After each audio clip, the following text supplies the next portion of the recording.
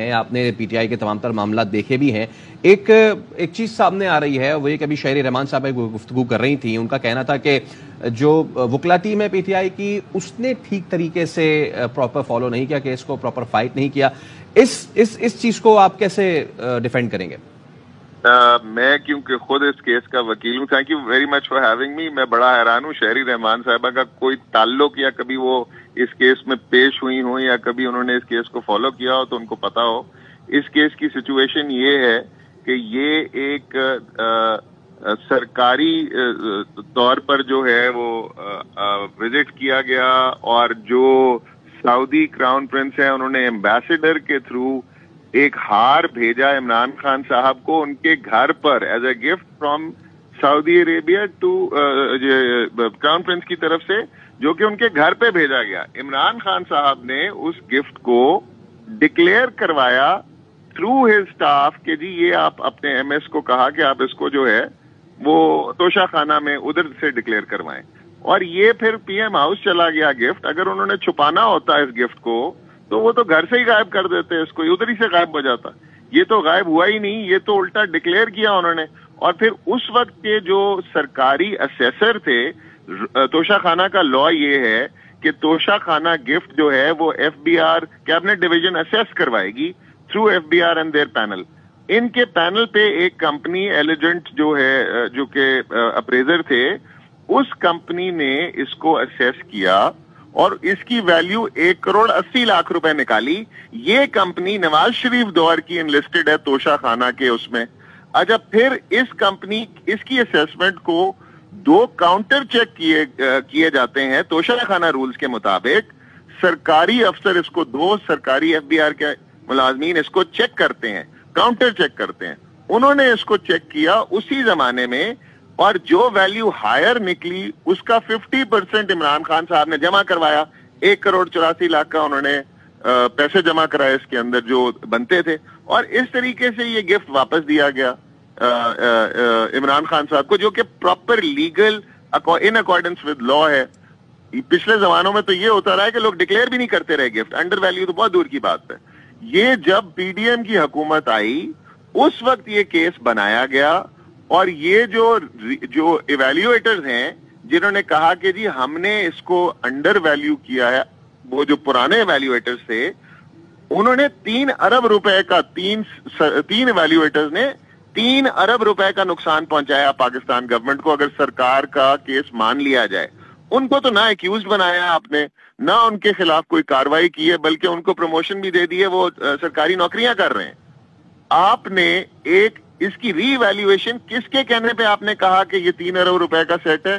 یہ دبئی کی ایک فرم آپ نے انگیج کرنے کی کوشش کی. پہلے آپ نے پاکستان میں اس کی ایویلیویشن کرانے کی کوشش کی تصویروں کے تھرو. پاکستان میں سب نے آپ کو کہا کہ اس کی ایویلیویشن نہیں اس طریقے سے ہو سکتی. آپ نے پھر یہ دبئی بھیجا, جو مینوفیکچرر تھے اس ہار کے گراف کمپنی گراف والے, انہوں نے آپ کو یہ اس کی ایویلیویشن دینے سے انکار کر دیا کہ وہ اس طریقے سے آپ کو ایویلیویشن نہیں دے سکتے. پھر آپ نے دبئی گورنمنٹ سے میوچل لیگل اسسٹنس مانگی, انہوں نے آپ کو اس معاملے میں میوچل لیگل اسسٹنس فراہم نہیں کی. پھر آپ نے اپنے کاؤنسل کو بھیجا دبئی میں مارکیٹ ریسرچ کرنے کے لیے, جس مارکیٹ ریسرچ کا کوئی ثبوت اویلیبل ہی نہیں ہے ریکارڈ پہ, کہ آپ 50 دکانیں پھرے ہیں, 20 دکانیں پھرے ہیں, فلاں فلاں فلاں فلاں آپ جولر کے پاس گئے ہیں, آپ نے ادھر دیکھا ہے کہ اس کی ویلیو کیا ہے کیا نہیں ہے. یہ کوئی ثبوت نہیں ہے. آپ کو آ جا کے ایک کمپنی رینبو امپیکس ملتی ہے جو کہ اس وقت بند ہے. یہ کمپنی ایگزسٹ ہی نہیں کرتی جو یہ رینبو امپیکس ہے. اور یہ کمپنی جو اس کی رجسٹریشن بھی تھی وہ ایک انڈین نیشنل کی کمپنی ہے. اگر آپ کیا ساری عوام جانتی ہے کہ دبئی جولری سٹور سے بھرا ہوا ہے. اگر یہ پراپر انویسٹیگیشن کرنا چاہتے تھے تو یہ جا کر 50 100 200 بلکہ ٹینڈر لانچ کرتے کہ جی یہ ہمیں گورنمنٹ آف پاکستان نے یا نیب نے آتھرائز کیا یہ انویسٹیگیشن کنڈکٹ کرنے کو. آپ پلیز انٹرسٹڈ فرمز ہیں وہ اپلائی کریں تاکہ ہم اس کی انویسٹیگیشن کریں کہ یہ ہے کتنے کا. آپ نے زبانی کلامی اپنے انویسٹیگیشن کی. انویسٹیگیشن میں آپ نے جو چوز کیا ایکسپرٹ جو کہتا ہے کہ یہ 3 ارب روپے کا ہار ہے, وہ میٹرک پاس ایکسپرٹ ہے, اس کے پاس کوئی اپریزمنٹ کی ڈگری نہیں ہے. آپ उसकी अप्रेजमेंट की, जिसके पास डिग्री नहीं है, जो मैट्रिक पास है, जो हीरो का वजन ग्राम में लिखता है, उसके अप्रेजमेंट पे आप इसको 3 अरब का सेट मान लेते हैं और उस पर आप सजा कर देते हैं। ये कहाँ का इंसाफ है? आपने हमने जब इनके विटनेसेस को क्रॉस एग्जामिन किया और इनके विटनेसेस को खत्म कर दिया, तो ये अब घबरा गए कि अगले विटनेसेस भी हमारे क्रॉस एग्जामिन करेंगे तो ये दूध का दूध और पानी का पानी हो जाएगा। इसलिए इन्होंने हमारा राइट टू क्रॉस एग्जामिनेशन ही 2 दिन पहले क्लोज कर दिया, और जिस वक्त क्लोज किया उस वक्त मैं क्रॉस एग्जामिनेशन करने के लिए अदालत में बैठा हुआ था, आपके टीवी मीडिया सारों के सामने।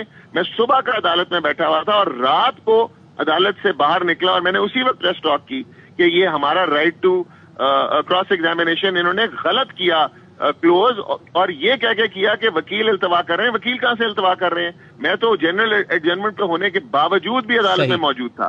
फिर मैं दोबारा अदालत गया।